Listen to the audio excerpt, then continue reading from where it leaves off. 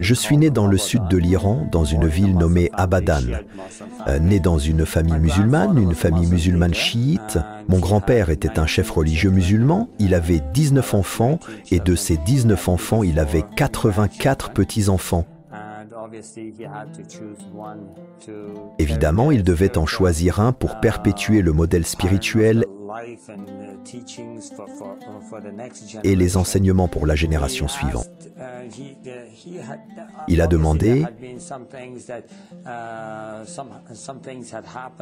et il y avait manifestement eu des choses, des accidents où j'aurais dû être tué.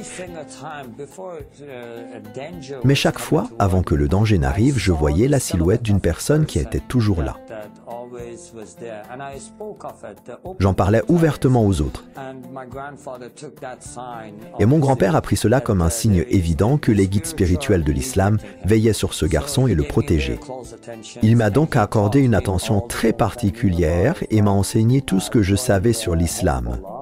J'ai rejoint le Hezbollah, j'ai fait partie de cette armée pendant environ 3 ans.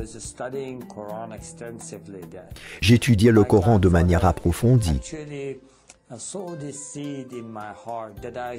Puis mon grand-père a vu cette semence dans mon cœur, je devais partager l'islam avec les pauvres chrétiens, égarés, vous savez, qui s'étaient fourvoyés, et bien sûr, rappeler les principes et être un guide spirituel pour notre famille hors d'Iran.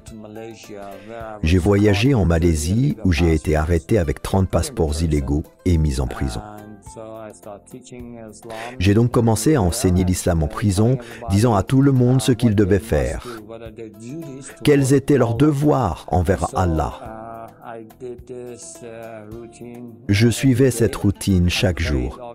Je priais évidemment 5 fois par jour. Les chiites prient 3 fois et incluent les 17 raka'as en 3 prières. Mais moi, comme je voulais passer plus de temps avec Dieu, je le faisais à 5 moments distincts. Et en fin de soirée, je faisais des prières supplémentaires. J'avais l'habitude de lire le Coran en entier, de la première à la dernière page, une fois tous les 10 jours. J'avais acquis des pouvoirs spirituels grâce à l'islam. Dans le Coran, il y a les djinns, les êtres spirituels. Et leur parler n'est pas interdit. En fait, il y a des histoires où le prophète Mahomet leur a parlé. J'avais donc réussi à me connecter à ce royaume spirituel et à en acquérir des pouvoirs. Ainsi, j'étais capable de prier pour les gens. Surtout, quand quelqu'un leur faisait du mal ou leur avait fait quelque chose, ils venaient me voir pour me demander de prier. Et immédiatement, cette personne tombait malade, avait un accident, ce genre de choses. J'étais capable de fermer les yeux et de vous dire ce qu'une personne faisait dans une autre pièce. Cela m'avait rendu encore plus avide de pouvoir et je voulais en acquérir davantage. Je passais donc plus de temps à méditer sur le Coran. Et tandis que je faisais cela, une nuit, alors que je méditais sur les versets, il y a des mots dans le Coran qui sont répétés continuellement, mais qui n'ont pas de signification. Ce sont les secrets du Coran. Alors que je méditais sur ceci, un esprit est entré dans la pièce. Il était beaucoup plus puissant que tout ce que je pouvais maîtriser ou surmonter. J'ai été rempli de peur. J'ai essayé d'utiliser tous les outils que l'islam m'avait donnés. Au nom d'Allah, je t'ordonne de partir, vous savez, et des choses du genre, Satan, je te réprimande. J'ai tout utilisé et rien ne fonctionnait. À ce moment-là, j'étais totalement désespéré. J'avais l'impression qu'il m'étouffait, qu'il m'arrachait la vie. Et j'ai senti que j'allais mourir dans cette cellule. J'ai simplement crié vers le ciel et j'ai dit, « Dieu, aide-moi ». Immédiatement, j'ai entendu une voix aussi claire que vous entendez la mienne aujourd'hui dire « Invoque le nom de Jésus ». À cet instant, je n'y ai sérieusement pas réfléchi une seule seconde. En y repensant, j'ai l'impression que j'étais en train de me noyer. Et un homme qui se noie, si vous lui lancez une corde, il ne vous demandera jamais la couleur de la corde. Il s'y agrippe, tout simplement. C'est ce que j'ai fait. J'ai dit, Jésus, si tu es vrai, montre-toi à moi. À ce jour, je n'ai aucune idée en y repensant pourquoi j'ai formulé ça de cette manière. Pourquoi n'ai-je pas simplement dit « Jésus, aide-moi » ? Je ne sais pas pourquoi, mais c'est comme ça que c'est sorti. Et avant même que j'ai fini ma phrase, tout était revenu à la normale. Ce ne fut pas ma conversion, mais le début de ma confusion.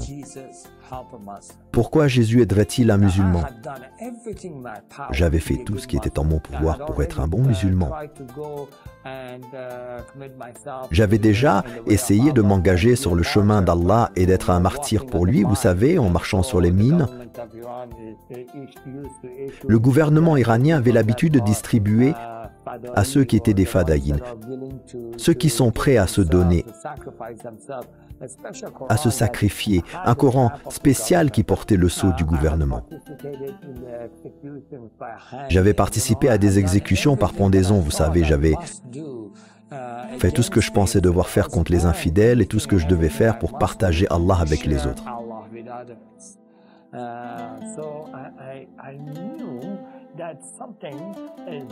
Donc je savais que quelque chose n'allait pas. Et ce n'était pas parce que je doutais d'Allah ou de l'islam ou de quoi que ce soit. Je croyais pleinement, mais je ne savais pas ce que c'était. Cela m'a juste troublé. J'ai essayé d'oublier, vous savez. Mais cette question, pourquoi Jésus aiderait-il un musulman, n'arrêtait pas de me revenir. Je crois en Mahomet, le dernier prophète. Je suis dans la religion parfaite. Alors pourquoi Jésus est-il venu m'aider? Durant cette période de 2 semaines, j'étais vraiment confus. J'ai dit, d'accord, je vais prier, jeûner et demander à Dieu lui-même de me montrer le chemin. Évidemment, à ce moment-là, je pensais, et il y a des versets et des enseignements dans le Coran qui disent que les chemins d'Allah sont nombreux et peu importe quelle face de la montagne vous escaladez, vous arrivez toujours au même sommet. Moi, je pensais que c'était peut-être ça, que c'est ce que Dieu est, vous savez. Et puis non, peut-être que c'est différent pour Dieu. Peut-être que Dieu a un chemin spécifique pour moi et qu'il veut que je suive ce chemin spécifique. J'ai pensé que je ne le découvrirai jamais si je ne posais pas cette question. Alors je l'ai fait. J'ai prié et jeûné, et du fond de mon cœur, avec toute ma force, j'ai demandé à Dieu, qu'est-ce que tu veux que je fasse? Quel chemin veux-tu que je suive? Pendant 2 semaines, je suis resté assis au même endroit et j'ai prié pendant toutes mes heures d'éveil et j'ai jeûné pendant toutes mes heures d'éveil. Je m'endormais littéralement sur place, je me réveillais et je priais encore et encore, demandant à Dieu quel chemin il voulait pour moi. Au bout de 2 semaines, j'avais toujours pas de réponse. Et je suis devenu vraiment frustré. J'ai pensé, laisse tomber, qu'est-ce que c'est que ça? J'ai aucune chance de découvrir ce qu'il veut. Je ne sais même pas si Dieu existe. J'ai gâché toute ma vie. J'ai eu peur toute ma vie en essayant de faire tout ce qui plairait à Allah. Et maintenant il me trouble. Si Allah est tout-puissant et qu'il voit le cœur, il savait dans mon cœur que je l'aime. Et quelle importance si je l'appelle par tel ou tel nom. Il sait dans mon cœur que je l'aime. Et si ça a de l'importance pour lui, je le lui ai demandé pendant 2 semaines. J'ai prié et rien ne s'est passé. Alors tu sais quoi? Je vais suivre mon propre chemin. Je vais faire ce qui me plaît. Évidemment, à ce moment précis, j'ai senti la puissance de Dieu remplir la pièce. Or, dans l'islam, le plus grand péché que vous puissiez commettre et pour lequel vous ne pouvez jamais être pardonné, c'est de douter de Dieu lui-même, de douter de ses enseignements, de douter de son prophète. Et je l'avais fait. Et dans l'islam, on vous enseigne qu'Allah ne visite jamais, que Dieu ne visite jamais les êtres humains. Je sentais et je savais qu'envers l'islam, j'avais commis le plus grand péché qui ne puisse jamais être pardonné. La présence de Dieu est dans la pièce et je suis immédiatement confronté à sa sainteté. Tout cela se passe simultanément et je suis confronté à sa sainteté, ce qui a fait peser sur moi ce poids du péché. Et je sais que parce qu'il est juste, il doit me tuer. Il doit m'effacer de la surface de la terre parce que je suis si rempli de péché. Et j'ai pleuré parce que, littéralement, je ne voulais pas mourir. Mais je savais qu'il n'y avait aucune chance. Il était si saint et j'étais si mauvais. Alors j'ai couru dans un coin de la pièce. J'ai pris ma tête dans mes mains et j'ai crié « Dieu pardonne-moi, Dieu pardonne-moi, Dieu pardonne-moi, Dieu pardonne-moi » Et je n'arrêtais pas de dire « Pardonne-moi, pardonne-moi, pardonne-moi » Et tandis que je pleurais et que je disais simplement « Pardonne-moi », j'ai senti une main sur mon épaule et une voix qui disait « Je te pardonne » à l'instant même où ces mots ont été prononcés. Je me suis senti physiquement pardonné. Je ne pouvais pas comprendre. J'ai dit, attendez une minute. Nous disons au nom de Dieu le miséricordieux, le très miséricordieux, mais nous ne savons pas si nous sommes pardonnés avant le jour du jugement. C'est pourquoi il n'y a pas un seul verset dans le Coran qui dise que Mahomet est au paradis. Il doit attendre, comme tout le monde, le jour du Qiyamah, le jour de la résurrection, et tous seront jugés ce jour-là. Alors, comment se fait-il? Qui est ce Dieu qui dit « Je te pardonne et je me sens pardonné aujourd'hui » J'ai demandé « Qui es-tu, toi, qui peux me pardonner et faire que je me sente pardonné aujourd'hui » Et il a dit « Je suis le chemin, la vérité et la vie ». Au moment où j'ai entendu ces mots, j'ai su qu'ils étaient d'une grande importance, mais je n'avais absolument aucune idée de ce que cela signifiait. Je n'avais toujours aucune idée de qui était ce Dieu. Alors je lui ai demandé, « Quel est ton nom ?» Il a répondu, « Jésus-Christ, le Dieu vivant. » Et au moment où il a prononcé ces mots, c'était comme si chaque os de mon corps avait été retiré et je suis simplement tombé face contre terre et j'ai commencé à sangloter dans cette présence de Dieu. J'ai juste pleuré. 18 ans ont passé, mais je ne peux toujours pas oublier son amour, sa miséricorde.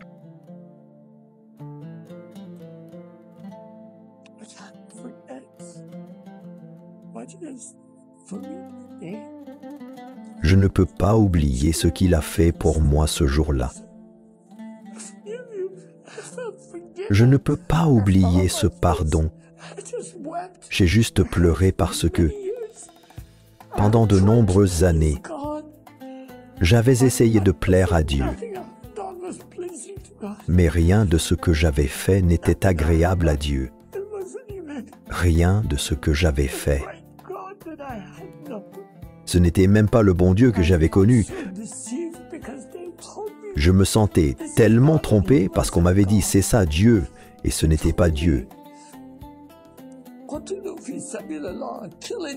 On m'avait dit de tuer sur le chemin d'Allah. Mais ce Dieu-là disait « aime sur mon chemin, pardonne sur mon chemin ». Mais c'était tout ce que mon cœur désirait. J'ai dit oui, c'est ça la vérité de Dieu. Dieu est pardon, Dieu est amour. J'ai donc pleuré pendant 2 heures. Je suis resté à ses pieds et il a juste dit « Après, lève les yeux ». Au moment où j'ai levé les yeux, j'ai vu ceci. C'était comme un écran de télévision en quelque sorte. J'ai juste vu des gens de toutes les générations différentes et de toutes les nationalités et origines différentes. Et pour chaque personne que je voyais, je pouvais voir chaque mauvaise chose qu'elle avait faite. Et cela m'a submergé. J'ai juste pleuré et dit « Dieu, je vis au milieu de tous ces peuples et ils sont tous pécheurs. » Et il dit, avec quelle facilité t'ai-je pardonné? J'ai dit, très facilement. En farsi, nous disons, aussi simple que de boire de l'eau. Puis, quelques instants plus tard, j'ai dit, « Non, non, non, non, non, non, encore plus simple que de boire de l'eau. » Il dit, « Aussi facilement que je t'ai pardonné, je peux leur pardonner. » Qui ira le leur dire? J'ai dit, « Envoie-moi. » Il a dit, « Va. » C'est ainsi que je suis devenu chrétien. J'ai prié Dieu de m'envoyer une Bible et en prison, quelqu'un d'une autre section est venu vers moi, m'a donné un livre et a dit, « Voici ce que tu as demandé. » Il était d'origine indienne et je parlais couramment l'ourdou et l'hindi. Donc quand il me l'a donné, j'ai su que c'était la Bible. J'ai oublié de dire merci à Dieu. J'ai dit, « Dieu, j'ai prié la nuit dernière et tu me l'as donné ce matin. » C'est si merveilleux, tu réponds. Tu es le Dieu puissant dont il est question et tu pourvois si rapidement. C'est la parole vivante de Dieu.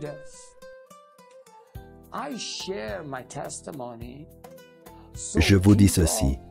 Je partage mon témoignage pour que les gens entendent parler de ce Dieu tout-puissant. Je ne m'attends pas à ce que quelqu'un devienne chrétien à cause de mon témoignage. Mon témoignage n'est bon que pour moi. Je veux que les gens comprennent ceci. C'est l'histoire du Dieu tout-puissant qui peut tout faire et qui cherche tous les cœurs qui le cherchent, qui aime toute l'humanité de toute sa force et de toute sa puissance. Si quelqu'un entend mon témoignage aujourd'hui, j'aimerais vraiment qu'il dise simplement « D'accord, Dieu du ciel, créateur de toutes choses, si c'est vrai, je veux cela. » Et je vous assure, je peux vous garantir que ce Dieu puissant qui est venu, qui a touché et changé ma vie et qui a totalement pardonné tout ce que j'ai fait et m'a assuré que je peux être au paradis avec lui, il peut leur donner la même assurance. Et il peut leur faire goûter au même pardon et au même amour. Et c'est cela, Jésus-Christ. Que la gloire lui soit rendue aujourd'hui et à jamais. Amen.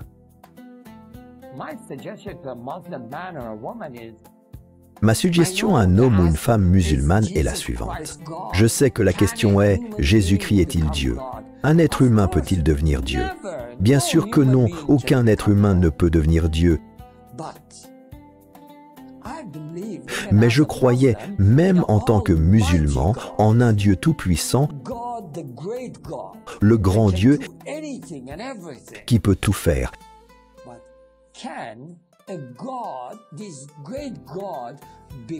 Mais est-ce qu'un Dieu, ce grand Dieu, peut se faire homme?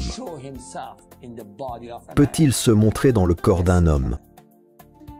Oui, il le peut. Et donc, en tant que chrétiens,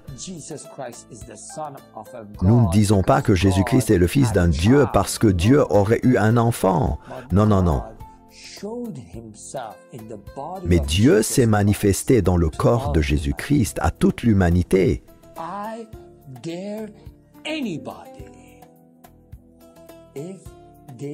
Je mets au défi quiconque de demander à Jésus-Christ avec un cœur droit, et Dieu le sait, nous ne pouvons pas mettre Dieu à l'épreuve. Nous ne pouvons pas questionner Dieu, mais nous pouvons demander à Dieu. Nous pouvons demander à Dieu, en tant qu'être humble que nous sommes, en disant « Dieu Tout-Puissant, j'ai un membre de ma famille qui est malade. J'ai quelqu'un qui a vraiment, vraiment besoin d'une guérison. J'ai une question, j'ai le cœur brisé, je suis rempli de dépression et aucun médecin ne peut m'aider. Je n'ai aucun espoir. J'ai l'impression de n'avoir aucune paix. Y a-t-il de l'espoir en Jésus pour moi? Y a-t-il la guérison au nom de Jésus pour moi? Y a-t-il la guérison pour le membre de ma famille? Une sorte de salut de cette dépression. Demandez au nom de Jésus et vous le recevrez. Car il est le Dieu tout-puissant. Vous essayerez, That is who God is. vous verrez. Et c'est cela, Dieu,